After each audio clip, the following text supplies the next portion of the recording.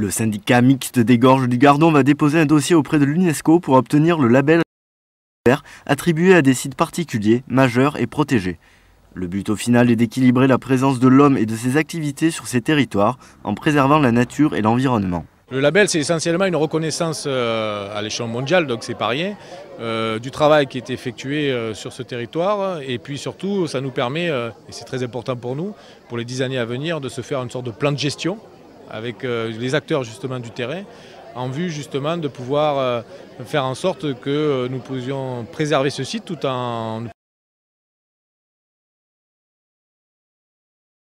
Le site sous cloche. Le label réserve de biosphère s'articule autour de 4 axes majeurs, le développement local, l'éducation, le développement durable et la recherche. L'objectif de la démarche est de permettre à la population locale et aux institutions concernées de définir eux-mêmes les projets à mettre en place. La faune, la flore, bien sûr.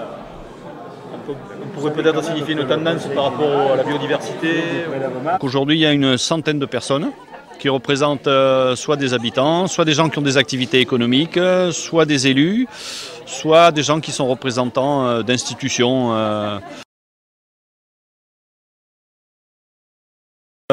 du département, voire de la région. C'est nous qui posons des questions et chacun apporte sa réponse propre.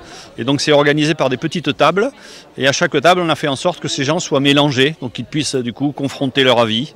Donc on leur pose en fait dans la journée 5 questions et ils répondent collectivement à ces questions. Et plus on avance dans la journée, plus la question est précise par rapport au projet de réserve de biosphère des Gorges du Gardon. Le réseau des réserves de biosphère françaises, établi progressivement depuis 1977, compte aujourd'hui 10 sites répartis sur du Gardon, intègre le label réserve.